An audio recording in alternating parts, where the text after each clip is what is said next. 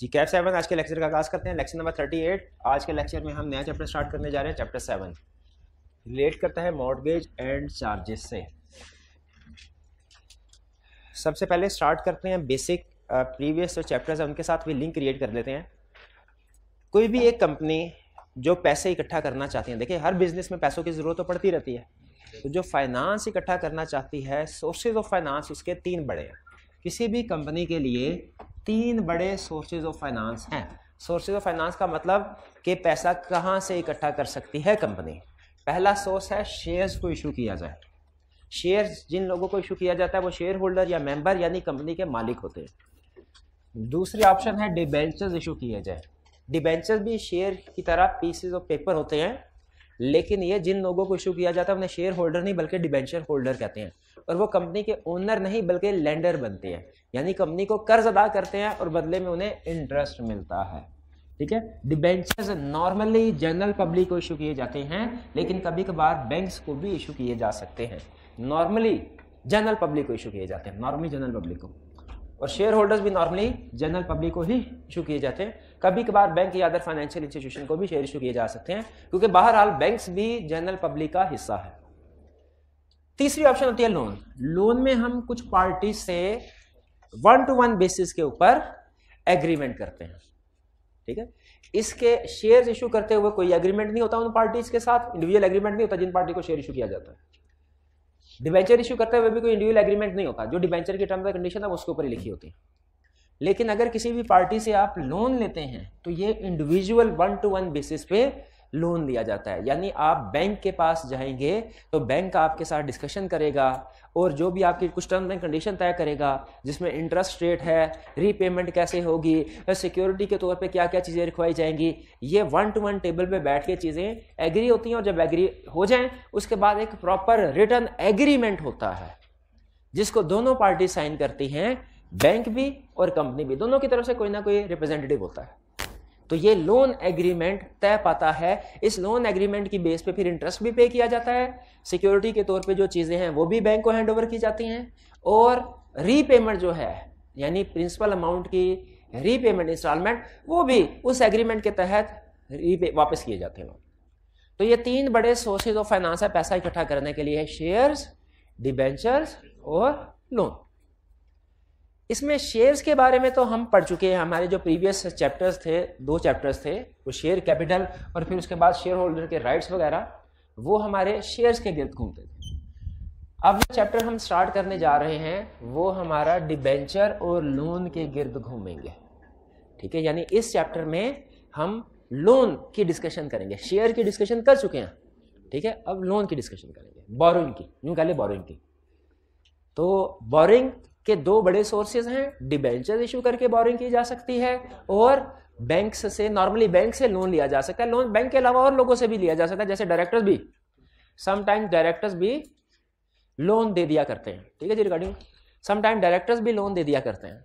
तो loan bank से भी मिल सकता है, डायरेक्टर से भी, या कोई मेजोरिटी शेयर होल्डर है वो भी लोन प्रोवाइड कर सकता है। लेकिन इन दोनों में जो कॉमन चीज है वो ये है कि जब आप लोन लेते हैं किसी से भी या डिबेंचर इशू करते हैं, वो सोर्स ऑफ बोरोइंग हो या लोन ले वो सोर्स ऑफ बोरोइंग हो, जमानत के तौर पे कुछ चीज़ों को सिक्योरिटी के तौर पे ज़रूर लिखवाते हैं, रजिस्टर करवाते हैं।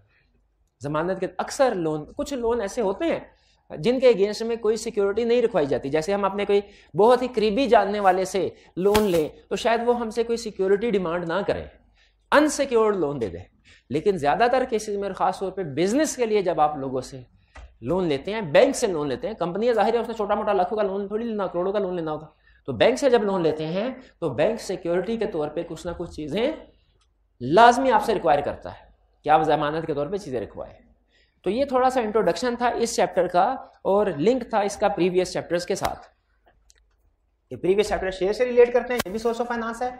ये चैप्टर्स हमारा डिबेंचर्स और लोन से रिलेट कर रहा है। अच्छा, पहले कुछ बेसिक कंसेप्ट जो शायद हम पहले पढ़ चुके हैं लेकिन उनकी रिवीजन जरूरी है क्योंकि करंट चैप्टर के कंटेक्स्ट में उनकी डिस्कशन जरूरी है। Power and restriction on borrowings.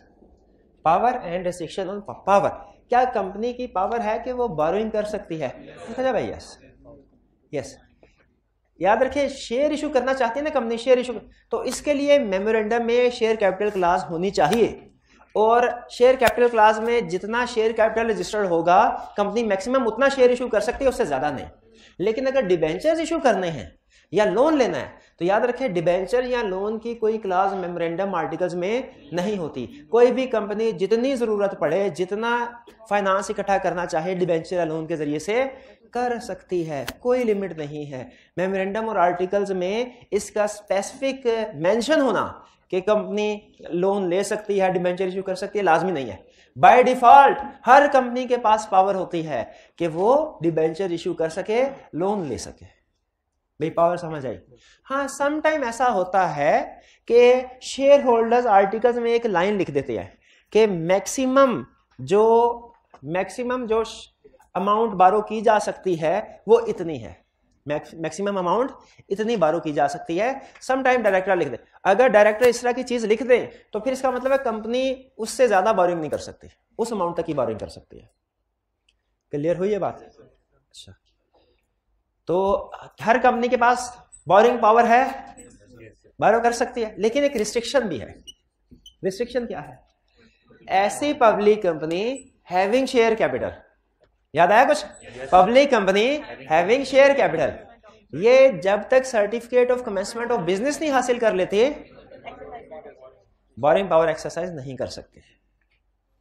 ठीक है, ये बोरिंग पावर एक्सरसाइज नहीं कर सकती, ये एक रिस्ट्रिक्शन है। तो ये हमने पावर्स और रिस्ट्रिक्शंस पढ़ ली जी। ठीक है, आगे चलते हैं। अब नेक्स्ट हम, चूंकि हमारी ज्यादा डिस्कशन बोरोइंग के ऊपर है, शेयर को तो हम बिल्कुल डिस्कस नहीं करेंगे। अब हम डिबेंचर्स को डिस्कस करते हैं और लोन को डिस्कस करते हैं। लोन आपको पता है हम बैंक से भी ले सकते हैं, डायरेक्टर्स वगैरह से भी ले सकते हैं, शेयर होल्डर से भी ले सकते हैं। ये लोन शॉर्ट टर्म भी हो सकते हैं, लॉन्ग टर्म भी हो सकते हैं, लेकिन नॉर्मली कोई ना कोई सिक्योरिटी जरूर रखवाई होगी। उसी तरह डिबेंचर्स है, डिबेंचर की डेफिनेशन पढ़ते हैं, क्या कहता है? डिबेंचर सिक्योरिटीज है। अच्छा, इसमें लफ्ज सिक्योरिटीज प्लूरल फॉर्म है। मैंने आपको प्लूरल फॉर्म में इसका क्या मीनिंग है और सिंगुलर फॉर्म में क्या मीनिंग है ये बताया हुआ। हाँ, सिक्योरिटीज जब प्लूरल फॉर्म में यूज होती है इसका मतलब है पीस ऑफ पेपर जो इशू किए जाते हैं पैसा इकट्ठा करने के लिए, यानी शेयर और डिबेंचर। शेयर और डिबेंचर का कंबाइंड नेम सिक्योरिटीज है। और सिंगुलर वर्ड सिक्योरिटी का मतलब जमानत के तौर पे चीजें रखना। इस चैप्टर में दोनों अल्फाज यूज होंगे, सिक्योरिटीज भी और लफ्ज सिक्योरिटी भी। आपने दोनों में फर्क रखना है। कहता है डिबेंचर्स क्या? डिबेंचर आज सिक्योरिटीज इशू की जाती है किस लिए? To borrow money, to raise share capital नहीं। ऐसी सिक्योरिटी जो कि शेयर कैपिटल को रेज करने के लिए इशू की जाए वो शेयर्स कहलाते हैं। ये सिक्योरिटीज मनी बारो करने के लिए, उधार लेने के लिए इशू की जा रही हैं, ये डिबेंचर्स हैं। इनके एग्जांपल्स क्या हैं? इनके मुख्तलिफ नाम हो सकते हैं, एग्जाम में भी डिफरेंट नेम यूज कर सकता है। जैसे TFC, टर्म फाइनेंस सर्टिफिकेट, इसे डिबेंचर स्टॉक भी कहा जाता है। स्टॉक मीन्स सिक्योरिटी, सिक्योरिटी ये अमेरिकन में टर्मिनोलॉजी में स्टॉक का मतलब इन्वेंट्री नहीं है, स्टॉक का मतलब securities. Debenture securities are other instrument of debt whether secured और नॉट। सिक्योर्ड और नॉट का मतलब क्या है? कि चाहे इन रिटर्न सिक्योरिटी दी है या नहीं दी, तो ये डिबेंचर कहलानी ऐसी। इसका मतलब ये हुआ डिबेंचर सिक्योर्ड भी हो सकते हैं, अनसिक्योर्ड भी हो सकते हैं, और लोन भी सिक्योर्ड भी हो सकता है, अनसिक्योर्ड भी हो सकता है। लेकिन नॉर्मली डिबेंचर हो या लोन हो, नॉर्मली क्या होते हैं? सिक्योर्ड। ठीक है। अच्छा, अगर सिक्योरिटी है किसी लोन या डिबेंचर के अगेंस्ट में, तो कौन बंदा ज्यादा सेफ साइड पे है? लोन लेने वाला या लोन देने वाला? लोन देने वाला ज्यादा सेफ पोजीशन में, क्योंकि अगर जिसने लोन हासिल किया वो पैसे वापस ना करे तो जिसने लोन दिया हुआ है वो उस सिक्योरिटी को बेच के पैसे रिकवर करवा सकता है। डिबेंचर के कैरेक्टरिस्टिक्स क्या है? यूजुअली डिबेंचर पे फिक्स इंटरेस्ट मिलता है, फिक्स इंटरेस्ट मिलता है डिबेंचर पे, नॉर्मली फिक्स इंटरेस्ट मिलता है। डिबेंचर में से दूसरी ऑप्शन भी होती है। डिबेंचर एक होते हैं बेस्ड ऑन इंटरेस्ट और एक होते हैं not based on interest. Debenture based on interest कौन से होते हैं? ऐसे डिबेंचर्स जिनके बदले में इंटरेस्ट मिलता है फिक्स्ड। और debenture not based on interest कौन से होते हैं? ऐसे डिबेंचर्स जिनके बदले में इंटरेस्ट नहीं मिलता, क्योंकि इंटरेस्ट हराम, सूद हराम है। अच्छा, डिबेंचर्स के बदले में इंटरेस्ट नहीं मिलता तो फिर क्या मिलता है? नहीं, डिविडेंड भी नहीं उसे कह सकते, उसे कहते हैं डिबेंचर नॉट, नहीं इंटरेस्ट नहीं मिलेगा, प्रॉफिट में से हिस्सा मिलेगा, प्रॉफिट में से हिस्सा मिलेगा, लेकिन उसे हम डिविडेंड नहीं कहेंगे, क्योंकि डिविडेंड तो शेयर्स में मिलता है और डिबेंचर शेयर्स नहीं है। डिबेंचर शेयर्स नहीं है, शेयर्स शेयर है या प्रेफरेंस शेयर्स शेयर है। डिबेंचर बेस्ड ऑन इंटरेस्ट ये भी शेयर नहीं है, और debenture not based on interest, हाँ इंटरेस्ट नहीं, प्रॉफिट में से हिस्सा मिलेगा, प्रॉफिट पार्टिसिपेशन होगी। और फर्दर डिबेंचर की कैरेक्टरिस्टिक क्या है, इनके साथ कोई वोटिंग राइट्स अटैच नहीं है, यानी जो डिबेंचर होल्डर है ये जनरल मीटिंग में वोट कास्ट नहीं कर सकते। अपनी कोई डिबेंचर होल्डर्स की मीटिंग हो तो उसमें कोई डिस्कशन पार्टिसिपेशन कर सकते हैं, मीटिंग में इनका कोई रोल नहीं होगा। यूजुअली डिबेंचर्स रिडीमेबल होते हैं और शेयर्स यूजुअली इररिडीमेबल होते हैं। डिबेंचर रिडीमेबल है और शेयर्स नॉर्मली इररिडीमेबल है। और डिबेंचर सिक्योर्ड भी हो सकते हैं, अनसिक्योर्ड भी हो सकते हैं, ये मैंने आपको बता दिया। तो अभी तक की डिस्कशन के बाद हम किस नतीजे पे पहुंचे हैं कि शेयर कैपिटल तो मेमोरेंडम में इंक्लूड होता है, जो डिबेंचर्स हैं या लोन है ये मेमोरेंडम में इंक्लूड करना लाजमी नहीं है। हर कंपनी की default power, by default power होती है कि वो लोन ले सकती है जरूरत के वक्त, जितनी अमाउंट चाहे उतना लोन ले सकते हैं डायरेक्टर्स जितनी, हाँ लेकिन अगर शेयर होल्डर्स को खतरा हो तो शेयर होल्डर क्या करते हैं, एक लिमिट लिख देते हैं आर्टिकल्स में कि डायरेक्टर मैक्सिमम इस अमाउंट तक लोन ले सकते हैं, इससे ज्यादा नहीं। अब अगर डायरेक्टर उससे ज्यादा अमाउंट से लोन लेते हैं उन्हें अल्ट्रा वायर्स बोरोइंग कहा जाता है, और उनके लिए जो एक्सेस अमाउंट होगी, जितनी अमाउंट एक्सेस होगी उसके लिए डायरेक्टर पर्सनली लायबल होते हैं, ठीक है। और सोर्सेज ऑफ फाइनेंस कंपनी के लिए कितने हैं, 3, शेयर्स, डिबेंचर्स, लोन। डिबेंचर्स और लोन में कॉमन चीज क्या है कि इनमें ये interest base, normally interest base, और बदले में सिक्योरिटी रखवानी पड़ती है, सिक्योरिटी। ये जो चैप्टर अब इससे आगे चलेगा ना, सारा सिक्योरिटी के एंगल के ऊपर फोकस कर रहा होगा कि जब आपने बोरोइंग करनी है, लोन लेना है किसी बैंक से, तो बदले में सिक्योरिटी जो रखवाते हैं, आप कितनी तरह की सिक्योरिटी रखवा सकते हैं, टाइप्स ऑफ सिक्योरिटी। जो नेक्स्ट लर्निंग ऑब्जेक्टिव हम पढ़ने जा रहे हैं वो क्या है, टाइप्स ऑफ सिक्योरिटी। तो अभी तक हमने 2 कंसेप्ट स्टडी कर लिए हैं इस चैप्टर में से, लर्निंग ऑब्जेक्टिव 1 और 2। एक कंसेप्ट क्या स्टडी किया, power to borrow money, her company की पावर है मनी बारो करना चाहे कर सकते हैं। रिस्ट्रिक्शन ऑन बोरोइंग, कंपनी पे भी रिस्ट्रिक्शन है एक कि certificate of commencement of business के बगैर बोरोइंग नहीं कर सकती, और डायरेक्टर्स के भी रिस्ट्रिक्शन है कि अगर शेयर होल्डर्स ने अमाउंट मेंशन कर दिया तो वो उससे ज्यादा बोरोइंग नहीं कर सकते। और फिर हमने टाइप्स ऑफ बोरोइंग पढ़ी कि बोरोइंग कितनी टाइप्स की हो सकती है, ठीक है। जो बोरोइंग है वो 2 बड़ी टाइप्स की हो सकती है, डिबेंचर्स और लोन। अच्छा फर्ज कीजिए, अब हम एग्जाम्पल लेते हैं। अब एग्जाम में ज्यादातर केस स्टडी चूंकि लोन की सेट होती हैं, इसलिए मैं भी लोन की एग्जाम्पल लेके आगे चल रहा हूँ। फर्ज कीजिए कि हमारी कंपनी, जिस कंपनी का एनालिसिस कर रहे हैं, उसे लोन चाहिए। अब आपने जहन में लोन की एग्जाम्पल ही लेके आगे चलना। बैंक के पास लोन लेने के लिए गए, आप बताइए क्या बैंक बगैर सिक्योरिटी के लोन दे देगा, कि सिक्योरिटी के तौर पे कुछ चीजें रखेगा? पक्की बात है। हमने बैंक से पूछा कि बताइए सिक्योरिटी के तौर पे आपको क्या चीजें चाहिए। उन्होंने कहा जी सिक्योरिटी 3 तरह की होती है। सिक्योरिटी कितनी तरह की होती है? 3 तरह की। आपको जो मुनासिब लगे आप वो सिक्योरिटी के तौर पे वो ऑप्शन सेलेक्ट कर लें। सिक्योरिटी कितनी तरह की होती है? अच्छा, सिक्योरिटीज कितनी तरह की होती हैं? वो 2 तरह की, शेयर और डिबेंचर। और सिक्योरिटी 3 तरह की। कौन कौन सी? एक प्लेज, दूसरा मॉर्गेज, दूसरा मॉर्गेज कर ले, तीसरा चार्ज। क्योंकि चार्ज को थोड़ा डिटेल में डिस्कस करना है, इसे मैंने एंड पे रखा है ताकि बाकी फिर सारी डिस्कशन इस पे कर ले। तो 3 टाइप्स क्या है सिक्योरिटीज की, सॉरी सिक्योरिटी की?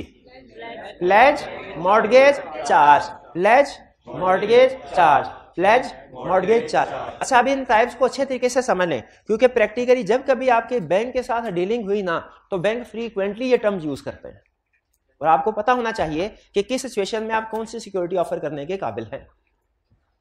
सबसे पहले प्लेज।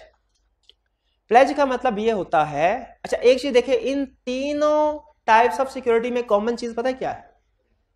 जब कभी हमने 2 चीजों का कंपैरिजन करना होता है ना, पहले हमें सोचना चाहिए इनमें कॉमन चीज क्या है, फिर हम देखेंगे इनमें डिफरेंट क्या है। इन तीनों में कॉमन क्या? ये बोरोइंग है, ठीक है, लोन ले बैंक से तो फिर।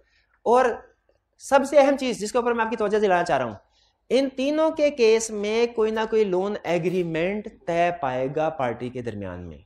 लोन एग्रीमेंट हर बोरोइंग के केस में लिखा जाता है, जिसमें टर्म्स एंड कंडीशन डिसाइड होती हैं। तो एग्रीमेंट, बोरोइंग एग्रीमेंट या लोन एग्रीमेंट याद रखिए हर केस में होगा, चाहे सिक्योरिटी के तौर पे आप प्लेज रखवा रहे हैं चीजें, चाहे मॉर्गेज, चाहे चार्ज। ये बात समझ आगे चलते हैं आप। प्लेज क्या है, टाइप ऑफ सिक्योरिटी क्या है? प्लेज में मूवेबल सिक्योरिटीज बैंक के पास रखवाई जाती है। मूवेबल सिक्योरिटीज का मतलब क्या है? अच्छा, आपने एक टर्म सुनी होगी करंट एसेट और नॉन करंट, लेकिन बैंकिंग सेक्टर में ज्यादातर जो टर्म बोली जाती है वो मूवेबल और इमूवेबल प्रॉपर्टी की बोली जाती है। मूवेबल प्रॉपर्टी क्या है? जो एक जगह से दूसरी जगह आसानी से ट्रांसफर हो सकती है, और इमूवेबल जो एक जगह से दूसरी जगह ट्रांसफर नहीं हो सकती। मूवेबल प्रॉपर्टी की एग्जांपल क्या है? गाड़ी, ठीक है, इन्वेंट्री, ज्वेलरी आइटम्स वगैरह, ये मूवेबल इन्वेंट्री आइटम। और इमूवेबल प्रॉपर्टी कौन सी? Land, building, machinery, plant and machinery. अच्छा, मशीनरी में ना एक आपको एडिशनल चीज बता दूं, कुछ मशीनरी ऐसी होती है जो आसानी से एक जगह से दूसरी जगह मूव की जा सकती है, थोड़ा भारी होती है, थोड़ा बहुत मेहनत लगती है, लेकिन कुछ मशीनरी ऐसी होती है जो लैंड के साथ फिक्स हो जाती है, जो लैंड के साथ फिक्स हो जाती है। जैसे अगर आप देखें तो आप जिस बेंच पे बैठे हो ना, इसको फिक्स कर दिया गया है, ठीक है, नहीं उतर सकती है फिर, लेकिन नॉर्मली अब ये जब तक इसके साथ लगी हुई है, ये इमूवेबल प्रॉपर्टी है, ये इमूवेबल की डेफिनेशन में आएगी, बैंक इसको इमूवेबल कंसीडर करेगा, ठीक है। तो बहरहाल प्रॉपर्टी की दो टाइप, मूवेबल और इमूवेबल, ये बात समझ आ गई आपको। अकाउंटेंट क्या एसेट्स की क्लासिफिकेशन करता है? करंट और नॉन करंट। बैंक और लॉयर्स ये क्या क्लासिफिकेशन करते हैं? इन्होंने करंट नॉन करंट नहीं पढ़ा हुआ, उन्होंने क्या पढ़ा? मूवेबल और इमूवेबल। तो हमारी जो डिस्कशन होगी ना वो मूवेबल और इमूवेबल होगी। बहरहाल जनरली मूवेबल करंट एसेट्स होती हैं, इमूवेबल नॉन करंट एसेट, ठीक है, लेकिन टर्म्स में फर्क है, आपने यहाँ पे करंट नॉन करंट की टर्म यूज नहीं करनी, मूवेबल और इमूवेबल की। प्लेज में क्या होता है कि कोई मूवेबल प्रॉपर्टी ले जाके बैंक के हवाले कर दी जाती है, फिजिकल पोजेशन बैंक की होती है। टाइप ऑफ सिक्योरिटी मूवेबल है, पोजेशन किसकी पोजेशन में होती है चीजें? लैंडर कौन होता है? लैंडर मीन सेंडर, जिसने लोन दिया हो, और जिसने लोन लिया हो उसे क्या कहते हैं? बोरोवर। लैंडर और बोरोवर ये टर्म यूज होंगी, आपने बड़े ध्यान से इनमें फर्क ज़हन में रखना है। जब कभी बैंक का केस आएगा तो बैंक क्या होगा, लैंडर या बोरोवर? बैंक हमेशा बैंकर लैंडर होगा, बैंकर हमेशा लैंडर होगा, वो लोन दे रहा होगा। तो प्लेज में मूवेबल आइटम्स होती हैं जो बैंकर या लैंडर की पोजीशन में चली जाती हैं। एग्जाम्पल क्या है? इन्वेंट्री। जब आप बैंक से लोन लें और बदले में इन्वेंट्री बैंक के हवाले कर दें, इसे क्या कहते हैं? प्लेज, ठीक है। हमारी जो शुगर इंडस्ट्री है ये अक्सर जब बैंक से लोन लेना हो तो जो चीनी की बोरियां होती हैं ये बैंकर की कस्टडी में दे देती हैं और बदले में लोन लेती है। फिर जैसे जैसे रीपे कर लेते हैं बैंक इनकी इन्वेंट्री को रिलीज करता रहता है। ये प्लेज की एग्जांपल है, कॉमन एग्जांपल। जो लोन लिया होता है क्या उसके इक्विवेलेंट अमाउंट की चीज होनी चाहिए? नहीं, बैंक नॉर्मली मार्जिन रखता है 20, 25%, 30%, वो डिपेंड करता है सिक्योरिटी के रिस्क पे। शेयर की प्राइसेस नॉर्मली ज्यादा फ्लक्चुएट होती हैं, शेयर सिक्योरिटी के तौर पे रखवाएंगे, प्लेज करवाएंगे ना तो बैंक अपना मार्जिन ज्यादा रखता है। गोल्ड में इतनी ज्यादा रिस्क नहीं होता क्योंकि नॉर्मली प्राइसेस इंक्रीज ही हो रही थी, उसमें भी बैंक मार्जिन रखता है लेकिन कम, शायद 10% रखेगा, लेकिन बैंक हमेशा कुछ ना कुछ मार्जिन रखता है, कंफर्म है ये बात। वो 20% से लेकर 30% के दरमियान में होता है ऑन एवरेज। तो अगर आप 1 लाख का लोन लेंगे ना बैंक से, बैंक आपसे कहेगा 1,20,000 की सिक्योरिटी मेरे पास रखवाएं, ठीक है। तो ये अच्छा, हमारी कॉमन डे लाइफ में भी हम मॉर्टगेज की प्लेज की एक एग्जांपल देखते हैं। अगर बैंक के पास कोई ज्वेलरी रखवा के लोन लिया जाए, ये कौन सी एग्जांपल होगी? प्लेज। प्लेज ये क्या होगी? प्लेज। प्लेज में मूवेबल प्रॉपर्टी किसकी पोजीशन में चली जाती है? लैंडर यानी बैंक के। ये क्लियर हो गया? अब आगे चलते हैं। मॉर्टगेज, प्लेज है मूवेबल और मॉर्टगेज है इमूवेबल, यानी प्रॉपर्टी, लैंड, बिल्डिंग इमूवेबल है तो ये 100% श्योर है कि ये लैंडर की पोजीशन में प्रॉपर्टी नहीं जाएगी, क्योंकि कोई अपना घर उठा के तो बैंक को सिक्योरिटी के तौर पे नहीं दे सकता, घर तो उधर ही रहेगा। तो टाइप ऑफ मॉर्टगेज में कौन सी टाइप ऑफ सिक्योरिटी है? इमूवेबल। और इसमें पोजीशन किसकी रहती है? बोरोवर की। इसीलिए बोरोवर मॉर्टगेज में ज्यादा कंफर्टेबल रहता है प्लेज की निस्बत, क्योंकि प्लेज में वो जो एसेट बैंक के हैंडओवर कर देता, अब इस एसेट को इस्तेमाल नहीं कर सकता, जबकि मॉर्टगेज के केस में वो उस एसेट को इस्तेमाल भी कर सकता है, लैंड, बिल्डिंग वगैरह। अच्छा, लेकिन यहाँ पे क्वेश्चन ये है, जब जिस एसेट को मॉर्टगेज करवाया जा रहा है जब वो बोरोअर की पोजेशन में ही है तो बैंक कैसे सिक्योर हुआ? उसके जो लीगल डॉक्यूमेंट्स है ना, टाइटल डॉक्यूमेंट्स, ये ट्रांसफर किए जाते हैं लेंडर को। टाइटल डॉक्यूमेंट्स ट्रांसफर किए जाते हैं लेंडर को। यहाँ पे एक चीज अच्छे तरीके से समझ लीजिएगा, टाइटल डॉक्यूमेंट्स क्या होते हैं? जो मालिकाना हकूक, आम ज़बान में जिसे आप कहते हैं रजिस्ट्री, इंतकाल, फर्द वगैरह इस तरह के अल्फाज इस्तेमाल करते हैं, वो टाइटल डॉक्यूमेंट्स है जो साबित करते हैं कि आप किसी घर के मालिक हैं। आपने जब कभी घर सेल करना होगा ना, कोई प्रॉपर्टी, टाइटल डॉक्यूमेंट्स के बगैर घर सेल नहीं हो सकता। ठीक है, यहाँ पे एक चीज जो समझने वाली है वो ये कि जब हम कहते हैं ना कि मॉर्टगेज में टाइटल डॉक्यूमेंट्स बैंक को ट्रांसफर होते हैं, जब हम कहते हैं मॉर्टगेज में टाइटल डॉक्यूमेंट्स बैंक को ट्रांसफर होते हैं, इसका यह मतलब नहीं है कि हम घर बैंक के नाम पे लगा देते हैं। नहीं, घर हमारे नाम पे ही होता है। टाइटल डॉक्यूमेंट्स में भी यही होता है कि हमारा नाम लिखा होगा उसके ऊपर। हम सिर्फ ये डॉक्यूमेंट्स को इकट्ठा करके ये बैंक के हवाले कर देते हैं। ये है ट्रांसफर का मतलब। क्योंकि जब कोई चीज किसी दूसरे के नाम पे ट्रांसफर कर देंगे ना, वो फिर सिक्योरिटी नहीं रहती, वो फिर सेल हो जाती है। वो तो सेल हो जाती है जब ओनरशिप, तो इसमें किसी में भी ओनरशिप चेंज नहीं होती, ओनरशिप चेंज नहीं होती। तो टाइटल डॉक्यूमेंट्स, अच्छा, जब टाइटल डॉक्यूमेंट्स ट्रांसफर हो जाते हैं तो बैंक कैसे सिक्योर्ड रहता है भला? क्यों सिक्योर्ड? क्योंकि अब अगर आप चाहें भी तो बैंक की इजाजत के बगैर इसको सेल नहीं कर सकते। बैंक की इजाजत के बगैर उसको सेल नहीं कर सकते। ये कंसेप्ट समझ आया? लेकिन याद रखिए, मॉर्टगेज में डॉक्यूमेंट्स ट्रांसफर हो रहे हैं, डॉक्यूमेंट ट्रांसफर हो रहे हैं, लेकिन इसको कमीशन के पास एंट्री नहीं इसकी करवाई जा रही। कमीशन के पास, रजिस्ट्रार के पास इसकी एंट्री नहीं कर, फिलहाल टाइटल डॉक्यूमेंट्स ट्रांसफर हो रहे हैं, लेकिन इसको कहीं पे रजिस्टर, फिलहाल ये टाइटल डॉक्यूमेंट काफी होते हैं। वैसे आगे चल के हम प्रोविजन पढ़ेंगे रजिस्ट्रेशन के बारे में, फिलहाल रजिस्ट्रेशन के बारे में नहीं सोचना। मॉर्टगेज क्लियर हो गया? प्लेज और मॉर्टगेज में बेसिक डिफरेंस क्या है? Movable, immovable. पोजेशन प्लेज में बैंक के पास चली जाएगी, लेंडर के पास, मॉर्टगेज में बोरोअर के पास। अब आता है चार्ज। चार्ज में सबसे इंटरेस्टिंग चीज पता है क्या है?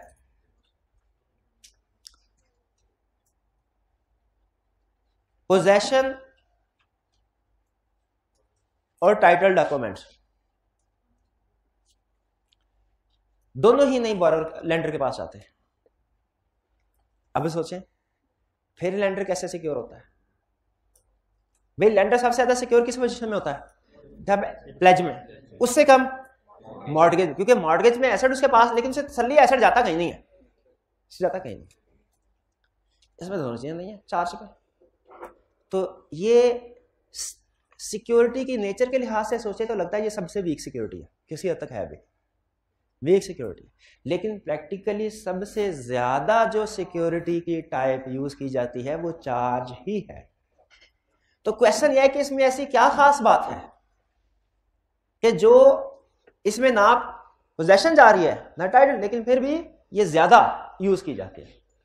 उसकी रीजन ये है कि इसमें एससीसीपी इन्वॉल्व हो जाता है। एससीसीपी ये कहता है कि आपका जब एग्रीमेंट हो गया ना, लोन एग्रीमेंट कंपनी के साथ, तो आपने उस लोन एग्रीमेंट की रजिस्ट्रेशन मेरे पास भी करवा दे, उस लोन एग्रीमेंट की रजिस्ट्रेशन मेरे पास भी करवा दे। कमीशन के पास या रजिस्ट्रार के पास इसकी रजिस्ट्रेशन करवाने का फायदा क्या होगा? क्योंकि वो ये कहता है कि देखिए, कमीशन कहता है मैं कंपनी का रेगुलेटर हूं, कंपनी जितनी मेरी बात मानेगी ना उतनी शायद किसी और की बात ना माने, तो मैं तो कंपनी का बाइंडिंग ऑर्डर भी इशू करवा सकता हूं। इसीलिए अगर मेरे पास रजिस्ट्रेशन करवा ली तो एक तरह से समझाने के लिए कह रहा हूं, असल में ये लफ्ज या कंसेप्ट कहीं यूज नहीं हुआ लॉ में, समझाने के लिए कह रहा हूं। कमीशन कहता है एक तरह से मैं गारंटर बन जाऊंगा कि जब कभी कोई भी सेल करने की बारी आएगी तो मैं इंश्योर करूंगा कि एग्रीमेंट की खिलाफ वर्जी ना हो रही हो। और एक दूसरी, अच्छा बात पता है क्या, बैंक वाले खुद कहते हैं, बैंक वाले के पास जाए ना, सर प्लेज कर ले, कहते हैं ना, सर मॉर्टगेज कर ले, कहते हैं नहीं, चार्ज पे राजी हो जाते हैं। बल्कि अब ज्यादातर जो है वो charge he type of security के तौर पे चलता है। प्लेज और मॉर्टगेज समझ आ गया ना आपको? चले इसको हम अलग कर देते हैं। बैंक चार्ज को क्यों पसंद करते हैं? प्लेज में बैंक को मसला पता क्या होता है, गैस करें? सेफ तो है, ये सामान रखना पड़ेगा, कस्टडी कर। और बाज़ औक़ात कंपनी वाले आगे लड़ते हैं कि आपने हमारा सामान सही तरीके से ट्रीट नहीं किया, ये खराब हो गया, अब इसका नुकसान आप भरेंगे। हमारे चावल रखवाए थे, बारिश आई, अब वो चावल सारे गीले हो गए, किसी काम के नहीं रहे, ठीक है? या इसी तरह की दूसरी प्रोडक्ट। तो इस तरह की सिचुएशन को फिर बैंक अवॉइड करने की कोशिश करता है। मॉर्टगेज को क्यों बैंक डिस्करेज करता है? मॉर्टगेज में बारोअर एक बैंक के साथ एक तरीका वारदात लगाता है। बैंक को जेन्युइन कागज दे देगा और फिर जाके पटवारी के पास 5,000 रुपया उसे देगा, उससे कहेगा मैं वापस आ रहा था और रास्ते में डाकू आए, जो कुछ था मेरे से छीन के ले गए, उसमें ओरिजिनल डॉक्यूमेंट भी, मुझे बराए मेहरबानी डुप्लीकेट डॉक्यूमेंट इशू करें। डुप्लीकेट डॉक्यूमेंट इशू करवा के किसी दूसरे बैंक के पास चला जाएगा। तो इसमें रिस्क ज्यादा होता है। आपने अक्सर शायद प्रैक्टिकली सुना भी होगा कि एक सिक्योरिटी के अगेंस्ट में कई लोगों से लोन लिया हुआ है। तो बैंक इसको भी ये थोड़ा कम पसंद करते हैं। लेकिन कमीशन के पास ये रिस्क नहीं होता, क्योंकि कमीशन के पास अगर आप कभी जाए ना कभी आर्टिकल्स में, तो कमीशन के पास एक कंपनी का स्टार्ट से लेके एंड तक जितने भी उसने लोन लिए होते हैं सबका रिकॉर्ड होता है। आप उससे पूछ सकते हैं एज ऑन टुडे कंपनी की किस प्रॉपर्टी पे किस किस बैंक का चार्ज रजिस्टर है, कमीशन आपको बताएगा, रजिस्ट्रार बताता है। तो फीस होती है, पैसे लेके से मुराद फीस होती है, उसकी कुछ फीस लेके वो ये रिपोर्ट दे देता है और वो अप टू डेट रिपोर्ट होती है। उसमें ये डुप्लीकेशन का या ये कि जी एक बैंक को पता है और दूसरे बैंक को नहीं पता कि इस सिक्योरिटी को कहीं और पे रजिस्टर किसी और बैंक से लोन लिया कि नहीं, ये रिस्क खत्म हो जाता है सब। इसीलिए चार्ज को ज्यादा बेहतर कंसीडर किया जाता है। तो टाइप ऑफ सिक्योरिटी चार्ज में क्या है? Movable and immovable. यानी इसका मतलब है आपने चार्ज क्रिएट करना है तो आप इन्वेंट्री पे भी क्रिएट कर सकते हैं, आप बिल्डिंग लैंड एंड बिल्डिंग भी क्रिएट कर सकते हैं, और मजे की बात इवन डेटर्स पे भी चार्ज क्रिएट कर सकते हैं। डेटर पे चार्ज क्रिएट करने का मतलब पता क्या है कि डेटर से right to receive cash bank का हो जाएगा। लेकिन जब आप कंपनी डिफॉल्ट करेगी तब, जब कंपनी डिफॉल्ट करे ना तो फिर अगर डेटर पे चार्ज क्रिएट करवाया हो तो डेटर से जो पैसे रिसीव करने हैं ये कौन करेगा? बैंक रिसीव करेगा। ठीक है भाई, ये बात समझ आई? अच्छा, अब आपको एक चीज बता दूं, पहले ये रिक्वायरमेंट होती थी कि कुछ सिक्योरिटी को रजिस्टर करवाना लाजमी नहीं है, कुछ को लाजमी होता था। लेकिन अब प्रोसेस को सिंप्लीफाई किया जा रहा है। तो वो ये कहते हैं कि बजाय ये कि सिक्योरिटी को अपने 2-2, 3-3 जगह पे जाके रजिस्टर करवाना हो, हर तरह की सिक्योरिटी को कमीशन के पास रजिस्टर करवा लें। तो अब जो आज के दिन की रिक्वायरमेंट है ना, वो पता क्या है कि चाहे प्लेज हो, चाहे चार्ज हो, चाहे मॉर्टगेज हो, हर तरह की सिक्योरिटी अगर कंपनी ले रही है, कंपनी लोन ले रही है, तो हर तरह की सिक्योरिटी को कमीशन के पास रजिस्टर करवाना लाजमी है, ताकि कोई भी इसमें कंपनी भी सिक्योर है, बैंक भी सिक्योर है, लेंडर ज्यादा सिक्योर है, उसे पता है कि इस सिक्योरिटी के अगेंस्ट मल्टीपल लोन नहीं लिए गए। चार्ज समझ आ गया क्या है? चार्ज मूवेबल और इमूवेबल दोनों प्रॉपर्टी पे होता है। इसकी पोजीशन किसके पास होगी? बारोअर के पास। एग्जांपल्स क्या है?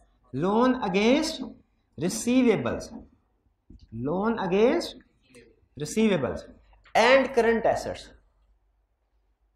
ठीक है, एंड करंट एसेट्स, यानी और भी करंट एसेट्स हो सकते हैं, इन्वेंट्री भी हो सकती है। तीनों में फर्क समझ आ गया? किन तीनों में? प्लेज, मॉर्टगेज और चार्ज। अब चार्ज की आगे दो टाइप्स हैं, एक है फ्लोटिंग चार्ज, एक है फिक्स चार्ज।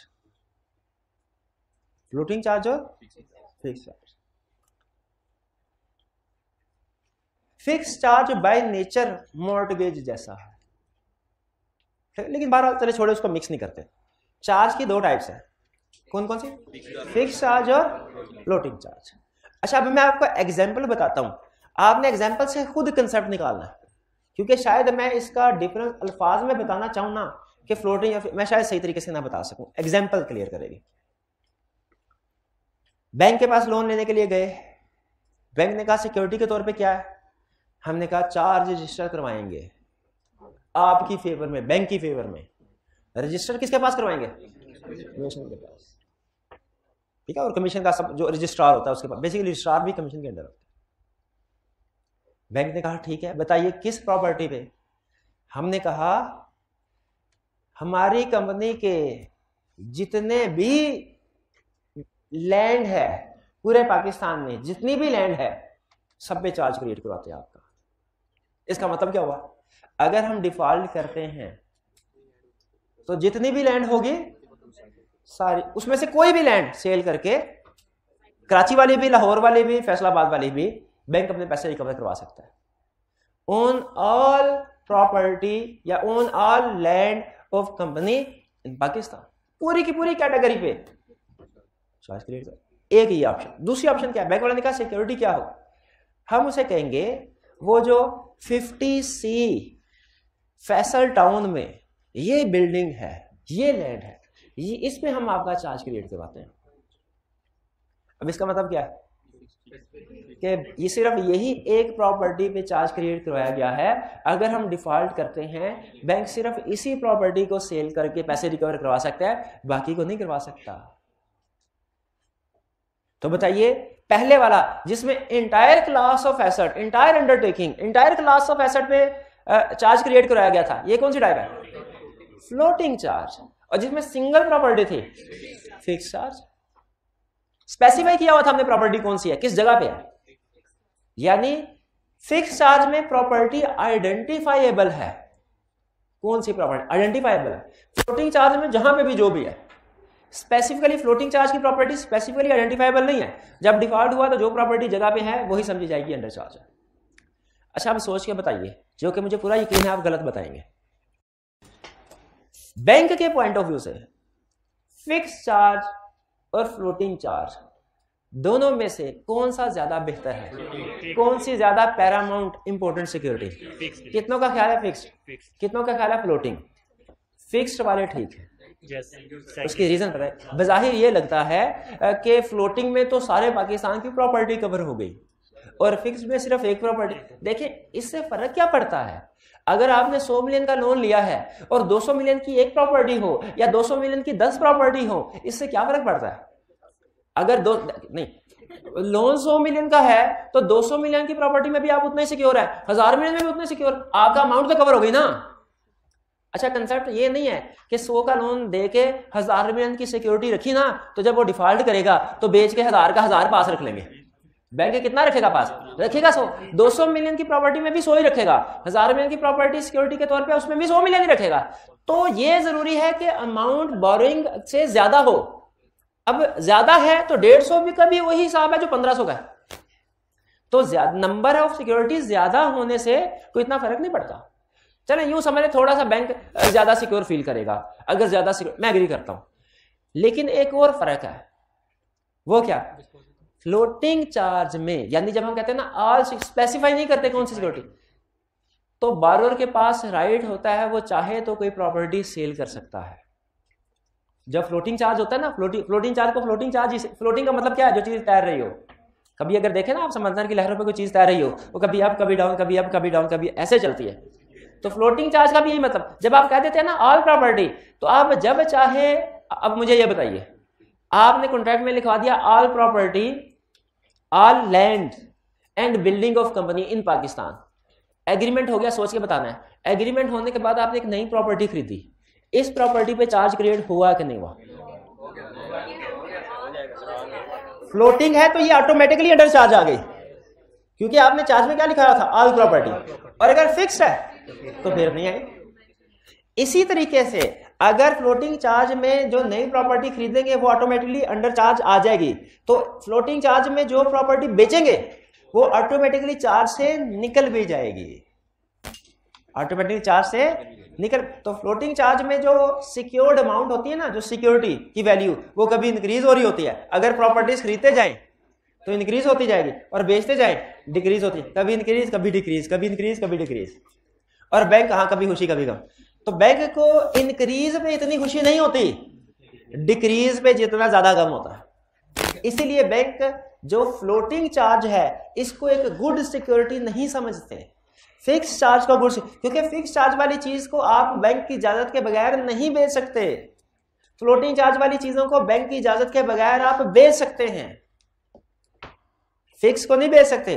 फ्लोटिंग चार्ज में नई चीज खरीदेंगे ऑटोमेटिकली अंडर चार्ज आ गई, और जो चीज बेचेंगे वो ऑटोमेटिकली चार्ज से निकल गई। लेकिन फिक्स चार्ज में आप किसी चीज को बेचना चाहते हैं जिसमें फिक्स चार्ज क्रिएट किया हुआ है, जब तक बैंक की इजाजत नहीं लेंगे बेच नहीं सकते, कमीशन नहीं बेचने देगा आपको। भाई फिक्स और फ्लोटिंग में समझ आया फर्क? फिक्स में क्या कह रहा है, ऑन स्पेसिफिक आइडेंटिफाइबल एसेट, यानी प्रॉपर्टी है तो बताना पड़ेगा किस शहर में है, किस इलाके में है, कितना एरिया है इसका। और फ्लोटिंग क्या होता है, on entire class of asset, या इसको अंडरटेकिंग भी कहते हैं, ग्रुप ऑफ एसेट, याद है अंडरटेकिंग का टर्म हमने पहले पढ़ी है। स्पेसिफिक आइडेंटिफाइबल एसेट और क्लास ऑफ एसेट, समझ आ गई फर्क? दूसरा फिक्स प्रेजेंट एसेट में है, जबकि floating present plus future. Future asset से क्या मुराद है, जो नया एसेट खरीदेंगे वो भी अंडर चार्ज ऑटोमेटिकली आ जाएगा। इसमें नया एसेट ऑटोमेटिकली अंडर चार्ज नहीं आएगा क्योंकि आपने सिक्योरिटी पे लिखवाया होगा, आइडेंटिफाइबल है। Company can not dispose, fix charge में जो प्रॉपर्टी है कंपनी अगर चाहे तो उसको डिस्पोज नहीं कर सकती, लेकिन फ्लोटिंग चार्ज में कंपनी डिस्पोज कर सकती है, ठीक है। और new asset automatically under charge आ जाएंगे। चूंकि बैंक को भी ये रिस्क होता है कि यार ये ना हो मैं फ्लोटिंग चार्ज रजिस्टर करवाऊं और कंपनी सारी एसेट ही बेच दे, तो बैंक एहतियातन एक एग्रीमेंट में लाइन ऐड करवा देता है कि आप फ्लोटिंग चार्ज के एसेट जब चाहें बेच सकते हैं, खरीद सकते हैं, कोई प्रॉब्लम नहीं हमें, लेकिन आपकी जिम्मेदारी है कि आपने इंश्योर करना है किसी भी पॉइंट ऑफ टाइम पे ये एसेट 120 मिलियन से कम के ना हो, यह आपकी जिम्मेदारी होगी। और अगर 120, क्योंकि बैंक इजाजत भी दे रहा है, कम ज्यादा होता रहे कोई प्रॉब्लम नहीं, लेकिन कह रहा है मिनिमम इतने हो, इससे कम ना हो, वरना आपको पेनल्टी पे करनी पड़ेगी। और लास्ट कंसेप्ट प्रायोरिटी, अगर कंपनी वाइंड अप होती है, वाइंड अप होते में आपको पता है जब कंपनी वाइंड अप होती है तो उसके एसेट्स को बेच के लोन को रीपे किया जाता है, लोन को रीपे किया जाता है। अच्छा मुझे बताइए, मैं आपको 3-4 तरह के लोन बताता हूं। एक आपने बताना है सबसे पहले कौन सा लोन पे होगा, फिर कौन सा। एक अनसिक्योर्ड लोन, दूसरा secured loan through fixed charge, तीसरा secured loan through floating charge. सबसे पहले पेमेंट किसकी होगी, फिक्स चार्ज की। जो पहला सिक्योरिटी पे राइड होता है वो फिक्स चार्ज वाले का, उसको पेमेंट हो जाएगी सारी, फिर जो पैसे बचेंगे फ्लोटिंग चार्ज वालों को जाएंगे, और फिर जो पैसे बचेंगे अनसिक्योर्ड। लाइक टर्म यूज कहता है हम ये नहीं कहते कि अनसिक्योर्ड पेएबल नहीं है, अनसिक्योर्ड लायबिलिटी है कंपनी की, पेएबल है, लेकिन इनकी बारी बाद में आएगी, इनकी बारी बाद में आएगी। एक आई के आपने सीफैप लेवल की केस स्टडी थी, उसमें एक क्वेश्चन पूछा था, उसने कहा एक कंपनी ने बैंक से लोन लिया और फ्लोटिंग चार्ज एग्रीमेंट में तय पाया कि फ्लोटिंग चार्ज रजिस्टर करवाया जाएगा कमीशन के पास, लेकिन अनफॉर्चुनेटली फ्लोटिंग चार्ज कमीशन के पास रजिस्टर करवाना भूल गए, लॉयर भूल गया, कंपनी ने भी फॉलो अप नहीं किया, बैंक ने भी फॉलो अप नहीं किया, कंपनी डिफॉल्ट कर गई। अब बताइए इस बैंक को पेमेंट होगी कि नहीं? इसका जवाब पेमेंट होगी, लेकिन पहले सिक्योर डेट पेमेंट होंगे, उसके बाद कुछ समझ आई भैया? अभी तक जितनी डिस्कशन हुई सारी समझ आ गई? अगर सारी समझ आ गई तो एक और कंसेप्ट प्रैक्टिकल पॉइंट है, अगर आप कहें तो समझा दूं।